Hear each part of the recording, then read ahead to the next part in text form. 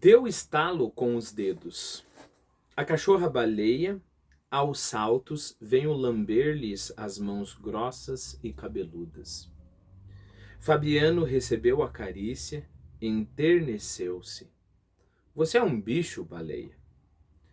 Lembre-se que no nosso contexto aqui é um grande elogio que Fabiano faz à cachorra, né? Então, assim, parece ou uma coisa óbvia ou até uma ofensa, né? Ah, você é um bicho, baleia. Mas lembre-se, como que Fabiano se classifica? Ele é uma cabra, né? Ele é um cabra, como se fala no norte, né? Ele é um cabra.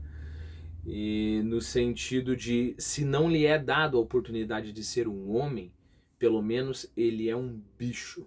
Ele é um bicho que não morre. Ele é um bicho mais resistente que os cactos do sertão. Ele é um bicho tão resistente quanto as árvores do sertão, né?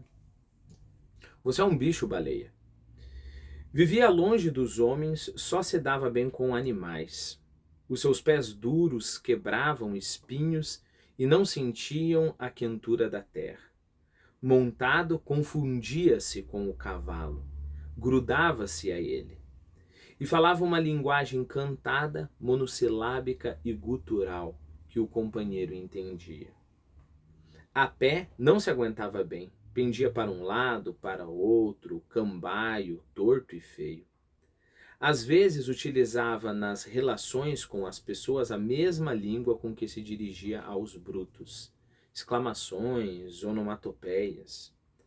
Na verdade, falava pouco. Admirava as palavras compridas e difíceis da gente da cidade.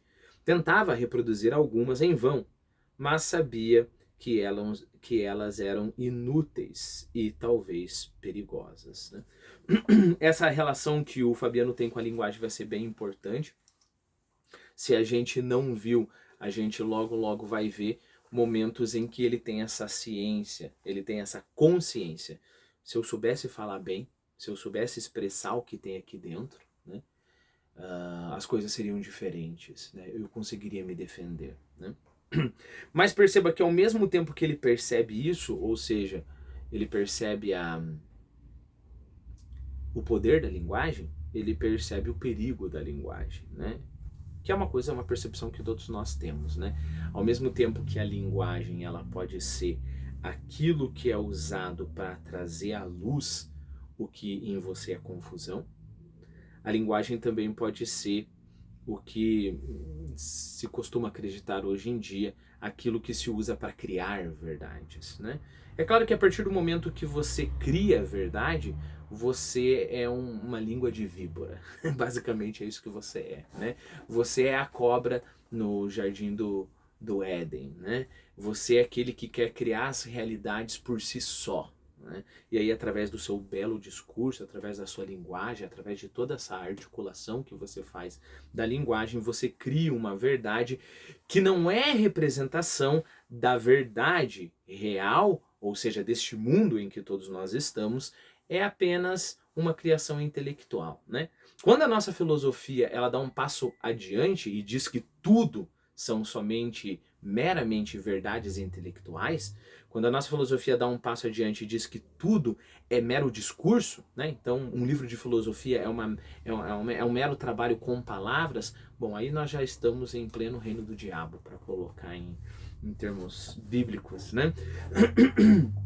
Ou, se você quer de outro modo, nós estamos em pleno reino humano, né? Nós estamos em pleno isolamento dentro de nós mesmos. Nós estamos em pleno isolamento dentro da linguagem.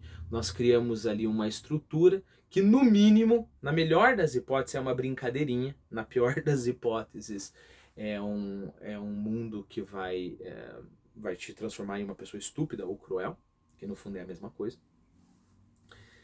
Então, nós vamos criar esse discurso, no mínimo bobinho, na pior das hipóteses, cruel, e vamos estar isolados naquele mundo. Só que a linguagem, e isso o Fabiano percebe muito bem, como eu disse, é aquilo que pode te libertar também da tua confusão, né? Acho que nós todos conhecemos essa experiência muito interessante. Aconteceu qualquer coisa de impactante na tua vida e de repente eu, como típico homem, né, eu faço isso comigo mesmo, né? A mulher, ela tem a tendência de fazer isso com uma amiga, desabafando para alguém, né? Então o homem tem essa tendência, a mulher tem a tendência, o homem tem a tendência de se fechar, a mulher tem a tendência de compartilhar, né? Então eu, como típico homem, eu vou lá e começo a falar comigo mesmo, né? E colocar em palavras, né? Não deixar só na mente. Melhor ainda se eu coloco em palavras audíveis, né? Então eu coloco para fora mesmo, porque aí não fica nessa confusão da mente, né? E conforme você vai falando sobre aquilo, se você é sincero ao que aconteceu, então, coisa simples, né? O que eu senti? Nossa, mas por que parece que eu tô meio triste e meio feliz ao mesmo tempo? Por que parece que aquela pessoa lá é uma pessoa admirável, mas eu tenho uma certa aversão a essa pessoa? E aí eu vou continuando. Ah, mas espera aí, quando que eu senti aversão à pessoa? Ah, eu senti aversão à pessoa aquela hora que eu falei do livro que eu li, ele tinha lido também o livro. E aí eu continuo no discurso. Nossa, mas que estranho eu achar que eu senti aquilo, eu senti aquela aversão quando eu soube que ele leu o livro também. Nossa, mas que coisa mais estranha. Por que será que eu senti isso, né? E aí você não se ilude pelo universo do discurso e não vai tentando criar suas teorias, né? Não, na verdade, quando o ser humano... Não, nada disso. Eu volto à experiência. Então a boa linguagem é aquela que faz esse tipo de relação, sempre grudada no real. E aí eu continuo. Ah, mas deixa eu ver por quê. Deixa eu ver algum outro momento daquela conversa que eu tive com ele que eu senti desse jeito. Ah, eu senti também desse jeito quando ele falou que leu um livro do Dostoiévski que eu não li. Bom, e aí eu vou nesse discurso e nessa situação hipotética que eu criei para você. Por exemplo, eu chego à conclusão de que na verdade eu estava com inveja dele, né? Na verdade eu estava com medo que esse meu interlocutor tirasse de mim a glória. Afinal de contas, eu penso que eu sou o intelectual que lê Dostoiévski. Como é que ele pode ter lido um livro de Dostoiévski que eu não li? E aí eu descubro coisas que na experiência era confusão, né? Então eu corria o risco de simplesmente olhar para o cara e falar: não, esse cara é um babaca. Mas por que, Thiago, que esse cara é um babaca? Ah, não sei, ele é um babaca, né? Então perceba, ao mesmo tempo que a língua pode nos isolar da realidade e logo dizer a mesma coisa, nos isolar da verdade, a língua pode servir para articular a realidade, trazer para o nível do explícito aquilo que talvez na experiência é confusão. Tudo isso o nosso Fabiano pressente, né? Pressente. Admirava as palavras compridas e difíceis da gente da cidade. Tentava reproduzir algumas, em vão, mas sabia que elas eram inúteis e talvez perigosas. É claro que a gente poderia interpretar essa frase em níveis mais superficiais, né? Perigosas para ele, porque se ele tentasse falar difícil, as pessoas iam notar que ele, na verdade, só estava macaqueando ali, esse tipo de coisa, né? A gente poderia levar a essa reflexão ao mais superficial. Uma das crianças aproximou-se, perguntou-lhe qualquer coisa. Fabiano parou, franziu a testa e esperou de boca aberta a repetição da pergunta. Não percebendo o que o filho desejava, repreendeu. O menino estava ficando muito curioso, muito encherido. Se continuasse assim, metido com o que não era da conta dele, como iria acabar? Repeliu-o vexado. Esses capetas têm ideias. Não completou o pensamento, mas achou que aquilo estava errado. Tentou recordar o seu tempo de infância. Viu-se miúdo, enfesado, a camisinha encardida e rota, acompanhando o pai no serviço do campo e interrogando-o debalde, porque, é claro, o pai não respondia. Chamou os filhos, falou de coisas imediatas, procurou interessá-los. Bateu palmas. Ecô, ecô! A cachorra-baleia saiu correndo entre os alastrados e quipás. E aí a gente continua, né? Só pra gente entender o que é esse ecô. É um comando ali que ele dá pra cachorra-baleia, né? Mas uma coisa eu quero deixar explícito aqui nessa nossa discussão.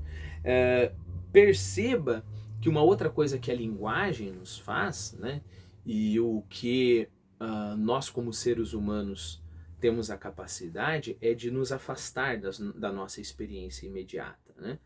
Lembre-se aquela clássica definição de homem como animal racional, poderia ser também, porque a palavra usada no original grego é logos, né? Poderia ser também homem como animal inteligente. E logos também é fala, né? Verbo. Por isso que se diz que Jesus é o logos divino, por exemplo, né? Então, homem é animal que fala. Okay? Perceba a importância disso. Homem é animal racional, que no original é mais ou menos dizer a mesma coisa que o homem é um animal inteligente, o que é a mesma coisa que dizer que o homem é um animal que fala, né? Fala no sentido pleno da palavra, né? De quando em quando vem aquelas pessoas falando, tem esse papagaio aqui, esse macaco que aprendeu linguagens. Não, estou falando no sentido pleno de fala, né? No sentido de a experiência do discurso, né? Por mais que seja impressionante ver um animal, um papagaio falando umas centenas de palavras, não chega nem a 0,000000001% da nossa capacidade, né? Eles fazem aquelas comparações absurdas, né? Não, esse animal aqui tem uma capacidade de fala como uma criança de 3 anos, a coisa mais imbecil que se pode ter, né? Se pega um aspecto da linguagem da criança, por exemplo, o vocabulário, e faz essa conta idiota, né? Bom, mas voltemos, vamos esquecer dos animais que falam, porque na verdade não falam. Essa é a definição do homem. O homem é o animal racional, é o animal inteligente, é o animal que fala, é o animal que tem verbo, né? Então, nós temos essa nossa capacidade de, por exemplo, irmos para o passado da nossa vida, analisarmos todo o passado da nossa vida, isso demorará anos, e recuperar toda essa história e ter conseguirmos ver que tem uma lógica, né? Tem um caminho sendo percorrido. E nós podemos fazer a mesma coisa com o futuro, né? Uma vez que eu vejo essa lógica do passado e do futuro, eu posso pensar o que eu quero ser, o que eu quero ter sido quando eu morrer, né? Acho que esse é um ponto interessante. O que eu quero ter sido quando eu morrer. E isso, o não imediato, ele é muito humano. Quanto mais capacidade de não imediato você tem, mais humano você é no sentido de inteligente. Quanto mais imediato você é, menos humano. Não que seja um problema, né? Então, por exemplo, quando eu fumo um bom charuto, eu estou no imediato. Eu não estou pensando que esse charuto... Não, eu estou simplesmente no prazer do charuto. A mesma coisa quando eu como comida japonesa, né? A mesma coisa quando eu como estrogonofe, né? Mas, se eu limitar a minha vida a fumar charutos, a comer estrogonofe, comida japonesa, doces, que eu amo também, eu vou estar me tornando cada vez mais animal, né? Então não se trata de negar a nossa natureza animal, se trata de colocar hierarquia nas coisas, né? Agora perceba, fechei essa digressão, o narrador, quando ele mostra o Fabiano pensando o seguinte, chamou os filhos, falou de coisas imediatas, ele reforça essa ideia de a animalidade do Fabiano, né? Ele parece muito com um animal, né? Não pela aparência física somente, mas por conta da sua inteligência. Inteligência é essa que se dirige ao imediato.